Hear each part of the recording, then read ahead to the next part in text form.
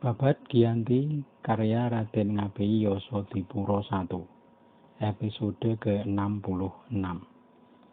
Sang Raja Surakarta jatuh sakit. Sang Raja Surakarta sangat sedih hatinya memikirkan keadaan dirinya yang ditinggalkan para saudara. Sang adik yang perkasa, Pangeran Adipati Sukowati, pasukannya sudah mencapai puluhan ribu prajurit.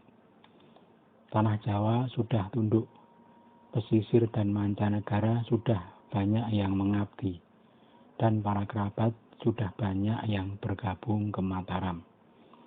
Beratnya beban pikiran menjadikan sang raja sakit. Pada bulan Syawal tanggal 10 sakitnya sudah sangat parah. Sudah tidak mau makan dan tidur, lupa segala sesuatu. Sang raja setiap hari makin bertambah parah sakitnya. Sudah genap 2 bulan tidak mau makan.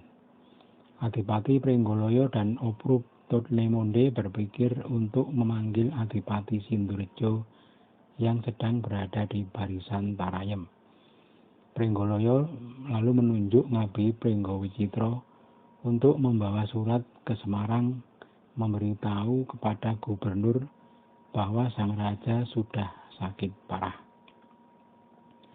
Gubernur yang mendapat pemberitahuan bertanya, "Sudah berapa lama sang raja menderita sakit?"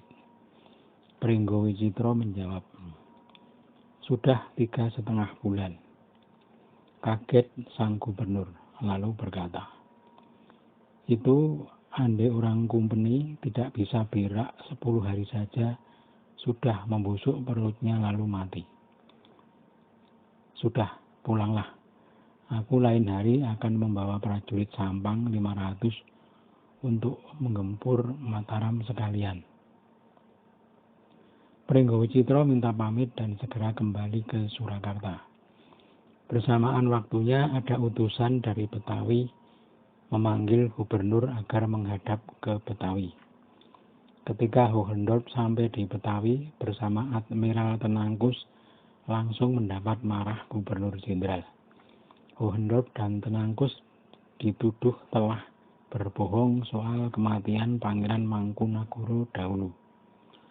Ternyata Mangkunagara masih hidup dan berada di Mataram, dan sekarang sedang berhadapan dengan Mayor Pur.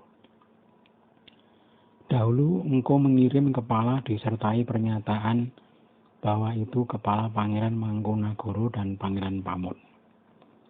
Jenderal sekarang hendak mencabut kedudukan Hohenderp sebagai gubernur dan penguasa pasukan kompeni. Segera Hohenderp dibawa ke Dewan Hindia untuk diperiksa. Para anggota Dewan Hindia memarahi gubernur yang telah berbohong soal kematian Pangeran Mangkunagara, yang ternyata sekarang masih hidup. "Engkau celaka, Hohenderp," kata Dewan Hindia. Gubernur Hohenderp membela diri. "Saya dahulu juga sudah melaksanakan perintah Tuan Gubernur Jenderal memukul musuh dan menghancurkan pasukan Mangkunagara beserta saudaranya. Saya dan Mayor Tenangkus yang memimpin pasukan mengejar mereka sampai tertangkap di Papringan. Ramai perangnya dan banyak yang gugur. Ada 2 orang yang mati berwajah sangat tampan. Kata orang banyak yang mati itu kedua pangeran. Maka kepalanya saya penggal, saya haturkan ke sini. Kalau sekarang ternyata bukan, terserah Paduka karena saya belum mengenal Pangeran Mangkunagara dan belum pernah berteman. Beda dengan Pangeran Mangkubumi. Saya sudah lama berteman, mustahil tak mengenali. Sekarang ada perang besar dan saya menjadi lawannya, membuat rusak segalanya. Seumpama tidak ada pelarian bernama Pangeran Mangkubumi, mustahil bisa timbul perang kembali.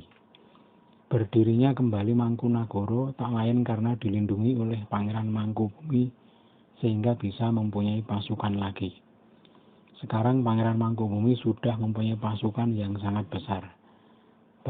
Banyak kerabat raja telah bergabung kepadanya. Yang tidak mau hanya Pangeran Buminoto, dan sekarang kembali memihak ke Surakarta. Selain itu semua sudah dikuasai Mangkubumi, si babon dari semua musuh. Terdiam segenap anggota Dewan Hindia. Mereka mengusulkan kepada Gubernur Jenderal agar tidak memperpanjang masalah ini. Disudahi saja karena menambah beban pikiran. Sekarang pasukan Mangkubumi sudah berkembang dan sang raja sedang sakit keras. Sebaiknya Hohenderp dimaafkan dan diberi perintah untuk melaksanakan kehendak Kompeni menyelesaikan konflik di wilayah Pajang. Kalau sampai sang raja mangkat, agar yang menggantikan adalah Pangeran Adipati Anom Amangkunagara.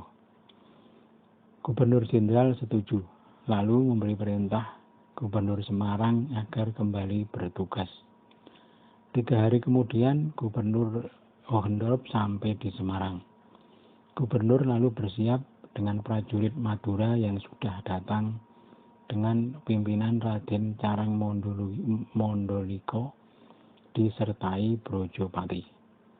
Prajurit Madura yang dibawa ke Surakarta sebanyak 500 sudah berangkat dari Semarang. Sangat banyak senjata yang dibawa Kompeni. Prajurit Bali, Bugis, dan para bupati mengikuti di belakang. Alkisah, Pangeran Adipati Sukowati yang sedang berbaris di Mataram telah mengumpulkan seluruh punggawa. Para kerabat dan bupati yang pergi memperluas wilayah sudah dipanggil. Adipati Puger datang lagi bersama bupati dari Bluro, Jogorogo, Warung, Jipang, Demak, Pati, dan Cengkarsewu. Dalam pertemuan yang dibahas tentang sakitnya sang raja. Prajurit sandi dari berbagai wilayah sudah datang. Yang dari Pagelen sudah datang. Dari Tanah Pajang semua datang. Prajurit sandi dalam sehari-hari melaporkan bahwa sakit sang raja sudah semakin parah. Sang raja tidak mau makan dan sehari-harinya selalu pingsan.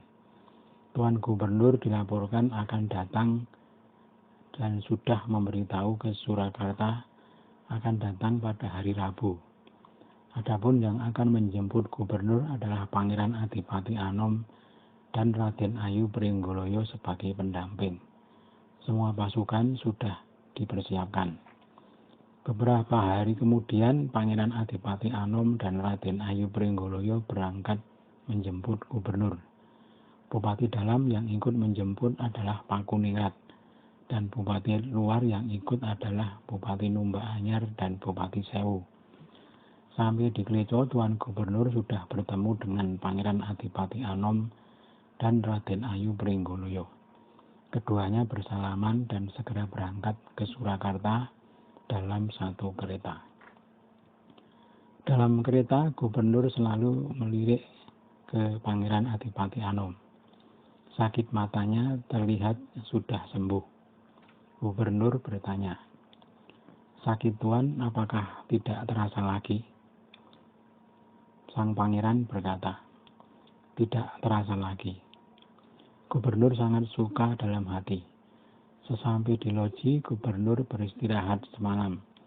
Paginya akan langsung menghadap ke istana. Kanjeng Pangeran Adipati Anom dipersilahkan pulang dahulu. Gubernur berjanji besok pagi akan bersegera datang. Kanjeng Gusti Pangeran Adipati Anom pun pulang ke istana. Paginya ketika gubernur datang, 2 patih sedang berjaga di dalam istana. Mereka kemudian keluar menemui Gubernur Semarang. Setelah bersalaman lalu duduk, gubernur bertanya tentang sakit sang raja. Kedua patih menjawab bahwa keadaannya masih sama saja. Sangat heran Gubernur Semarang. Gubernur bertanya kepada Adipati Sindurjo, "Siapa yang saudara tunjuk untuk memimpin pasukan yang saudara tinggalkan di Trayem?" Sindurjo menjawab, "Bupati yang saya tunjuk Raden Tumenggung Kartonagoro dibantu Tumenggung Mangkuprojo." Gubernur mengangguk puas, lalu berkata, "Bagus, Kartonagoro dan Mangkuprojo sungguh cakap dalam bekerja.